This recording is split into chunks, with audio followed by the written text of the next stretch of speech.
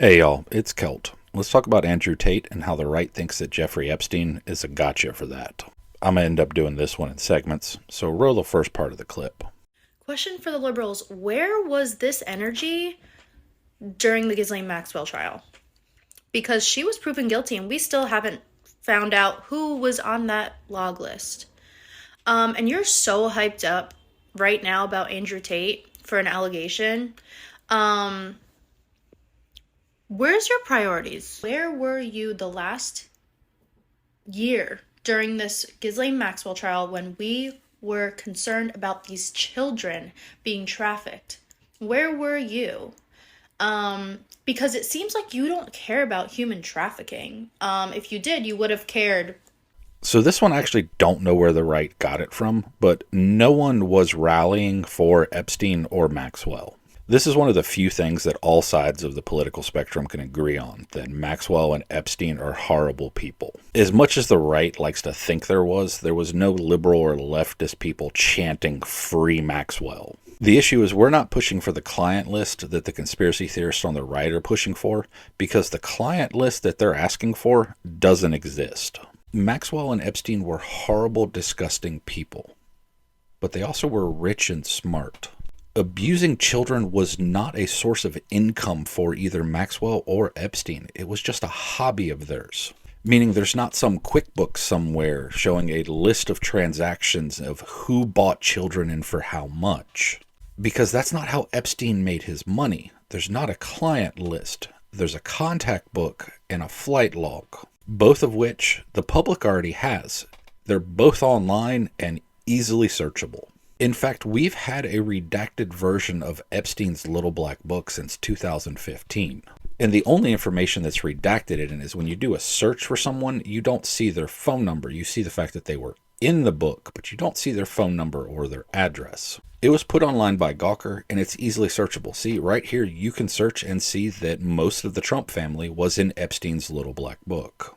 And when the trial happened, the flight logs for Epstein's Lolita Express became public information. So the same site that hosts the Little Black Book allows us to search the flight logs. And this has been reported by multiple news articles. We can see the fact that both Trump and Clinton flew on the Lolita Express. The issue is, since there's no actual client list, all we can see is that Trump and Clinton flew on the flight. We can't see Trump or Clinton flew and bought this girl. Because again, Epstein wasn't in the business of selling women. That was a hobby for him. So there's not a transaction list for it. He just brought people to his island and let them do perverted, disgusting things to children. But if there's not a client list, why do all these people on the right and the conspiracy theories keep demanding the client list to be released? And simply it's because it makes a good conspiracy theory. See, when the Maxwell trial was going, the judge ordered that the Little Black Book not be entered into public information. This Little Black Book was Maxwell's copy of the Epstein Black Book that was already published in 2015. The judge claimed releasing it would cause needless name dropping. Whether or not the judge was right in doing that, again, we don't need the judge to release that information, because that same 97-page Black Book was released in 2015. The only difference that you would get from the Maxwell trial version of the book and the 2015 book is when you looked up Donald Trump and saw that he had 10 phone numbers listed in Epstein's Black Book, you'd be able to see what 10 phone numbers they were. Right now, you just see that Epstein and Maxwell had 10 phone numbers and 2 addresses for Donald Trump in that book. Over the course of the trial, the wording that people used when referencing the Black Book shifted over to client list. Because it was testified in court that Maxwell would use this book to book massages with underage girls, aka children, for other people in this book. Again, this doesn't make it a client list, it's a contact book. The issue is there's no little tally marks or anything in the book saying this person booked a child massage. So to recap, we have the contact book, we have the flight logs, but the conspiracy theorists are still claiming that there is something hidden that hasn't been released. And that's simply not the case. There are no magic documents that they can release that's going to say these people are pedophiles with Epstein.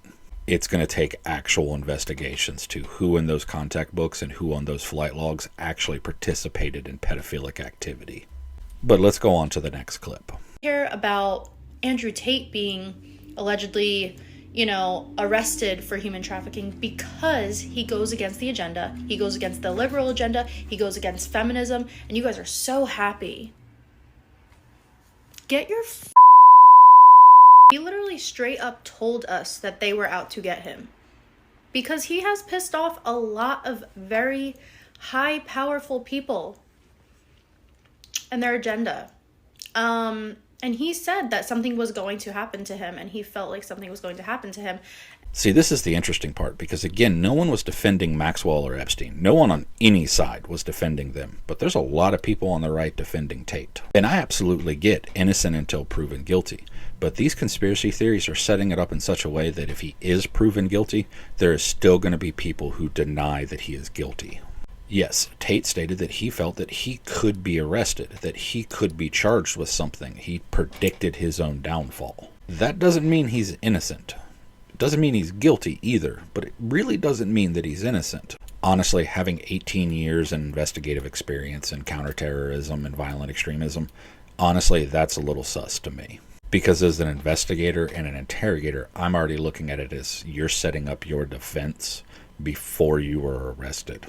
And the conspiracy theorists are buying right into it, that Tate is being persecuted for going against the liberal agenda.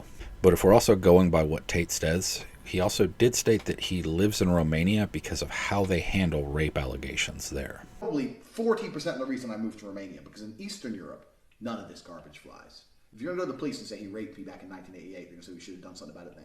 If you go to the police and say he raped me yesterday, say, okay, if you got physical evidence, or is there CCTV proof? Where'd it happen? Okay, let's go interview him right now. And if it wasn't really rape, I'd say, we went to the club, we got drunk, she agreed to go back to my house, we started having sex, and then we carried on having sex, and then we had sex, and she didn't say anything wrong, and then she texted me afterwards, and I didn't text back, and now she's saying I raped her. The police would be like, okay, she's an idiot, bye. But no, not in the West. In the West, you can tell them that exact story, you're still fucked. You're fucked in the West. When people say, why did you live in Romania? And I explain my 5 reasons. One of them is the Me Too era. They go, oh, well, you're a rapist. I say, no, I'm not a fucking rapist. But I like the idea of being able to just say, to do what I want. I like being free. And if you're a man living in England or Germany or America or any of the Western world right now, you've decided to live in a country where any woman, any ex, any fucking bitch who works at Greg's who you bought a pasty from, at some point in the future can destroy your life. This Me Too era bullshit has not protected women. It's just destroyed the safety of men. So yeah, he stated that they were going to persecute him for going against their agenda, but he also stated that Romania doesn't persecute men as much for rape allegations. Also, a little side note, there's another conspiracy theory going on in the comments of this video that Tate was supposedly arrested and released because they found that it was false allegations. Yeah, that's a complete lie. Tate's being detained for at least a month in the Romanian prison while he awaits trial. Happened. Isn't it weird that Kanye West is missing too? Don't you find that a little odd? The two people that speak out the most. Do you see the dog whistle now? Going straight from elites to Kanye West. You need a quick recap on the Kanye West situation. Kanye, or Ye as he now goes by, went on anti-Semitic rants praising Hitler. And that fits with the line of elites, because elites is nothing more than a dog whistle for Jewish people. If you're interested in knowing more about that, I have other videos talking about how elites became a dog whistle for Jewish people because of a book called The Protocols of the Elders of Zion. Quick summary, the book claimed that Jewish people secretly pulled the strings and controlled the world behind the scenes.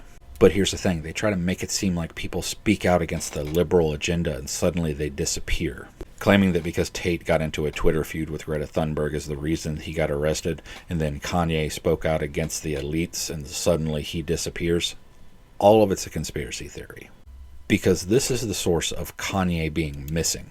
His former business manager is trying to serve him a lawsuit and can't find him.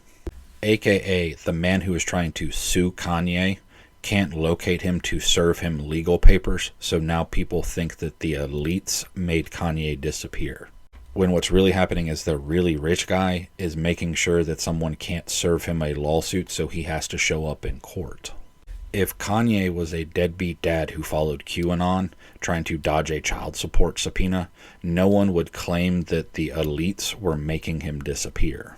The only reason this conspiracy theory exists with Kanye is because Kanye has money. People avoid being served legal paperwork literally every day of the year. It's such a common thing that there's an entire industry of private investigators who do the tracking down of people to serve them court orders and subpoenas. It's not a conspiracy. He just doesn't want to be sued. But together, all of this creates an amazing cognitive dissonance if Andrew Tate is eventually shown to be guilty of human trafficking. It has already laid the groundwork that people will need to continue to support and defend him if a guilty verdict is reached. Because just watch, I'm calling it now.